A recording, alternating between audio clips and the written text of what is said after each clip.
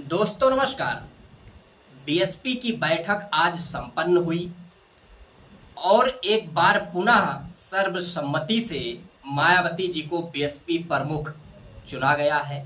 इसके लिए मैं अपने सोशल मीडिया प्लेटफॉर्म के माध्यम से मायावती जी को बधाई देता हूं। बीते दिनों भारतीय जनता पार्टी के विधायक द्वारा उत्तर प्रदेश की पूर्व मुख्यमंत्री और बहुजन समाज पार्टी की राष्ट्रीय अध्यक्षा मायावती जी के ऊपर आपत्तिजनक टिप्पणी किया गया था।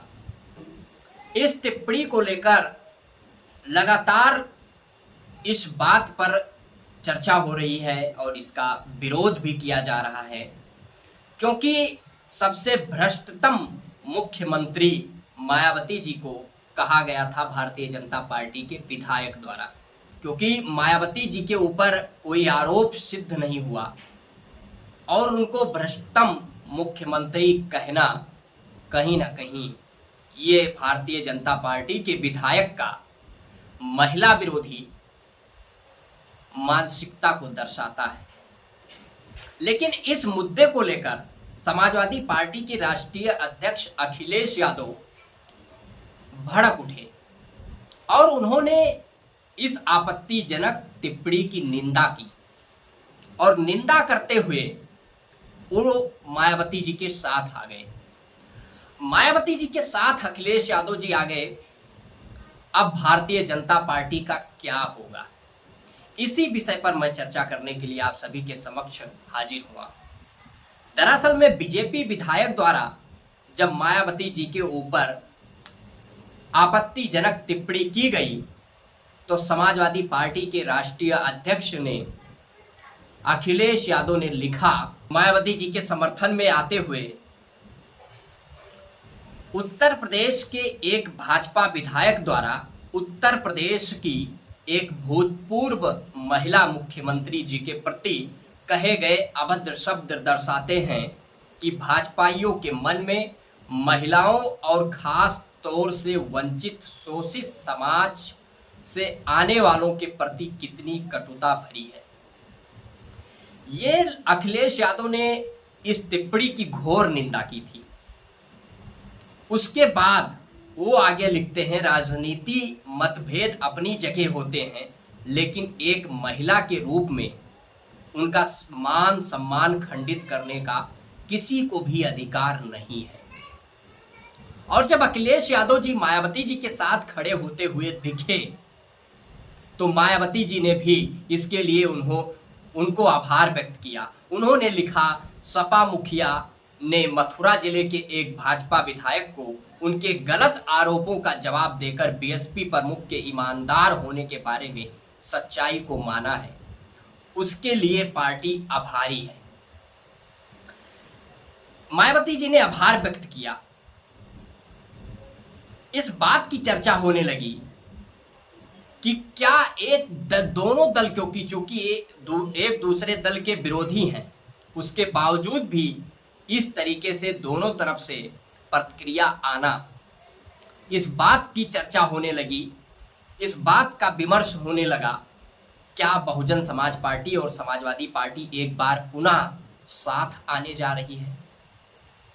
और अखिलेश यादव की पूरे देश भर में तारीफ होने लगी, क्योंकि अखिलेश यादव ने इस आपत्तिजनक टिप्पणी का निंदा किया। अखिलेश यादव पीडीए एकता जिंदाबाद का नारा दे दिए। पीडीए एकता के लिए फिर से उन्होंने मैसेज दे दिया। अखिलेश यादव ने लिखा, आभार के लिए धन्यवाद। सच तो ये है कि ये आभार उन लोगों का है जो पिछले 2 दिनों से अपने मान सम्मान की रक्षा के लिए सड़कों पर उतरकर अपना सक्रिय विरोध दर्शा रहे हैं। इस विरोध का मूल कारण है भाजपा के एक विधायक द्वारा शोषित वंचित समाज की एक सम्मानित भूतपूर्व महिला मुख्यमंत्री जी का सरेआम किया गया अपमान।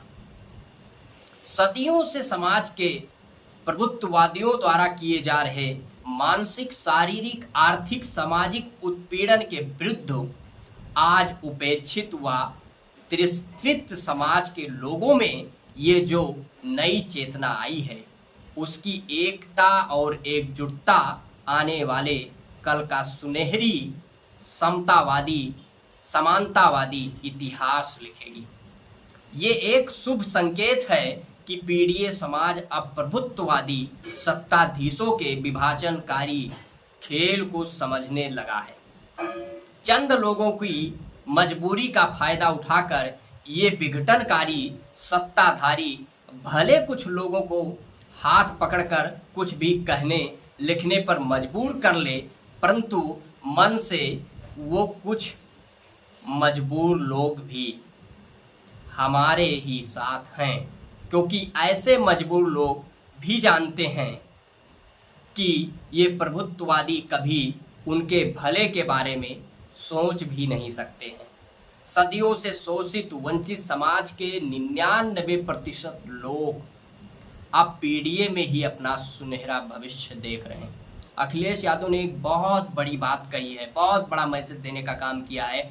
यानी वो 99% समाज की बात कर रहे हैं, यानी 1% पूंजीपति वर्ग को छोड़कर जो अगड़ा समाज है, जो सवर्ण तबके में भी सामाजिक और शैक्षिक रूप से पिछड़ा हुआ समाज है, उसको भी साथ लेने का अखिलेश यादव ने मैसेज दिया है।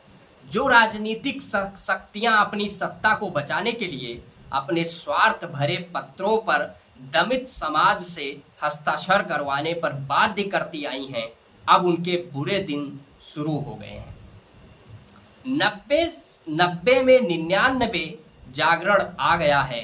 पीडीए समाज में आया ये जागरण राजनीतिक दलों की सीमाएं तोड़कर मान सम्मान की लड़ाई लड़ रहे पीडीए से जुड़ गया है।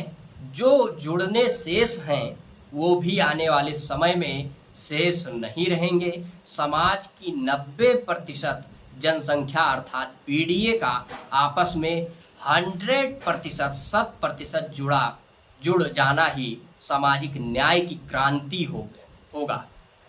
ये एकता हम ख्याली व इत्तिहाद ही सैकड़ों सालों से चली आ रही नाइंसाफी को खत्म करेगी। पीडीए ही शोषित वंचित का भविष्य है। हम एक हैं, एक रहेंगे। पीडीए एकता जिंदाबाद। ये अखिलेश यादव ने लिखा है।